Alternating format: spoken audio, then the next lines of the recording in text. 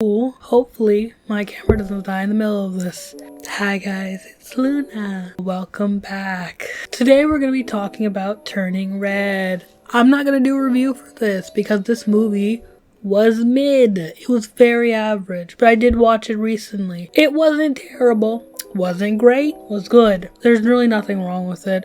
I didn't find really any issue with it, but other people said, why? No one knows anymore. At this point, people are just getting mad because they're getting mad. If you don't know, at this point, it's a furry coming out story. You're not telling me anything otherwise. I don't believe you because she could have been herself without having the panda spirit. Don't give me shit. It's a furry coming out story. If you want to be technical, it's a coming of age story about a girl who turns into this red panda. It's like a thing that happens, passed down from generation to generation. Everybody's gone through it, but she also has an overprotective mom, but she also has a dad that's not really there. Like, you know what I mean? You know when you have a dad that's there, but he ain't there. She basically has to go through her life as a 13-year-old girl with all of her emotions and whatnot, with a shitty, embarrassing, overprotective, weird, kind of low-key abusive, keep fucking messaging me, a low-key abusive mom. It's a little bit though. It has very high expectations for her, while also having to go through, turning into a panda when she gets too riled up, which she's an angsty teenager.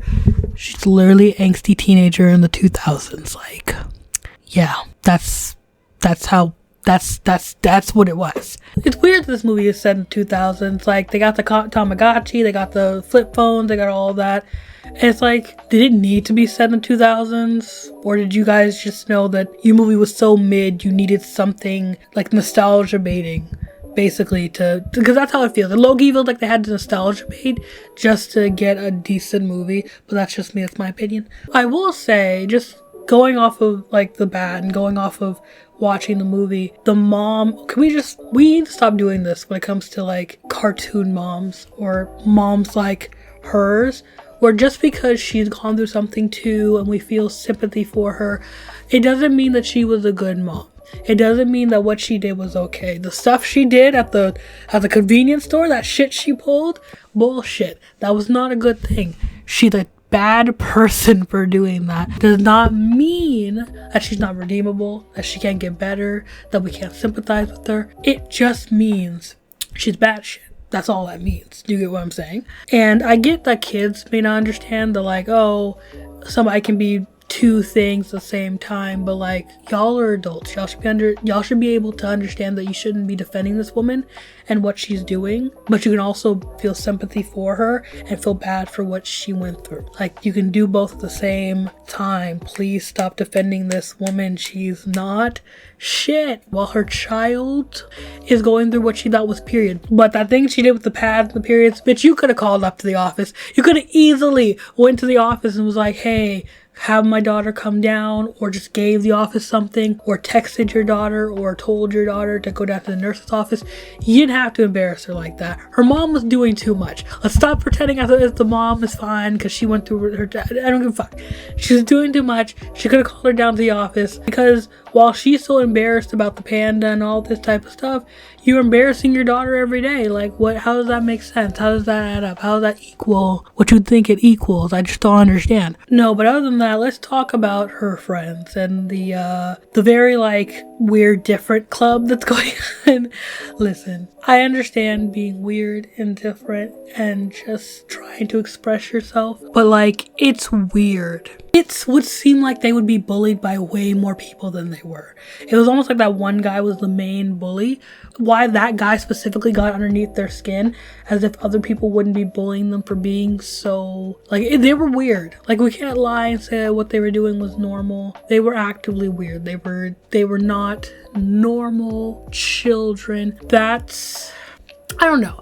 That part was just like, I don't get that. Like, I feel like you would have been bullied by way more people, but it is what it is, I guess. You know what also, like, an example of like two things could be the same?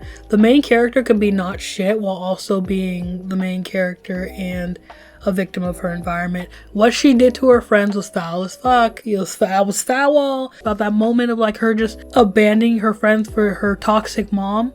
I would have never been friends with you. And they're not good friends, by the way, for letting her do that. They are enabling friends. I don't care how long I've known you. If you were to drop me like that, let your mom talk to me any type of way like we did something and you didn't speak up, oh no, that's bullshit. Because that means you'll crack under pressure in any other situation. Like, we worked our asses off. We helped you get this damn money and do all this shit. Hell, most of them were even like willing to like not go so that everybody else can have a good time, so the person who was doing the Red Panda stuff could go. They were doing that much. She was not shit. Not one piece of shit. She was not shit. Other than that, there is the controversy that's going on with this, which I'm not really here for because it's really dumb. We all know the whole thing of like, oh, well, I don't like this weird guy. Just like, I don't relate to this. So like it's bad because I don't relate to it. It's like, it's literally like saying, this is why it's stupid to me and I don't understand it. It's literally like saying, I'm a boy, I'm not a girl, so I don't relate to this, so it's bad. I'm not an anime fan, I don't like this, I don't relate to it, so it's bad. Those are the type of people who are invalidate your feelings because they've never gone through it. Well, I've never gone through that with my parents, so it must not exist. Well, I don't have ADHD, so I don't know how to help you. Oh, well, I've never had depression, so I don't know, you might be faking it. That's that type of shit. That's the vibe he's giving off when he says shit like that, which didn't even make any sense, and I'm glad people are shitting on him because what the fuck are you fucking talking about, bro? Her mom being like the Godzilla panda is kind of strange. Going from like, we feel such strong feelings that a literal panda comes out of us, to her mom still feeling those feelings and not actually realizing what she needs to do to calm down and not feel that way and not feel anxious about her daughter and all that stuff. Like, the problem actually didn't go away because of the panda. And I think that's the problem that I have with like why I don't understand why the girl got rid of her or kept her panda and said as if that was her metamorphosis. Because I'm like, you keeping your panda doesn't change anything. Just like her getting away or her giving away her panda does not change anything.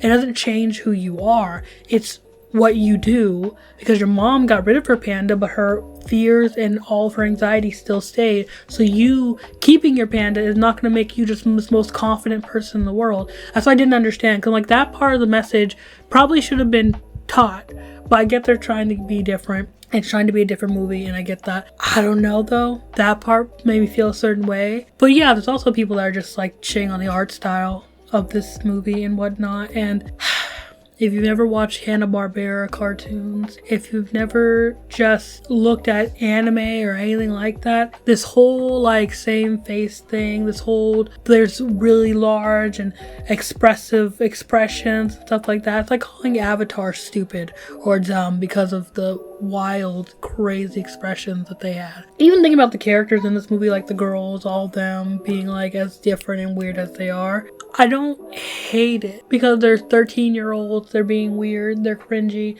That's kind of one of the things that me and my boyfriend didn't really like about watching this movie, that it's just a bunch of cringe. But then again, they're 13-year-old children. All you are is cringe. That's all you are. You're never anything else at that age. So I don't remember any of the songs, I don't remember any of the soundtrack. It's like I'll forget this as soon as the internet does type thing. If it was that, it would at least like, you were able to like smash in the face of the people who were dicks about it or whatever. But because it wasn't, it's just kind of like, this was a decent movie, and I think if you would like to watch it, you should. It's really interesting. But other than that, I give it like a 3 out of 5 type thing. If people just don't watch this movie or people say it's terrible, I wouldn't argue with them. I wouldn't argue with them either way, but like I wouldn't argue with them, and I don't think anybody should be arguing with anybody who thinks this movie is maybe just not the best. Tell me how you feel. Tell me if I missed any arguments, if you want me to make another video talking about those arguments or whatever the case may be. But I'm tired, my jaw hurts, I just finished streaming, I'm over it. With that being said, thank you guys for watching. I will see you guys later. I don't know when later is. Oh, my heart. Oh no. I don't know when later is, but I'll see you later, I'm sure. Bye.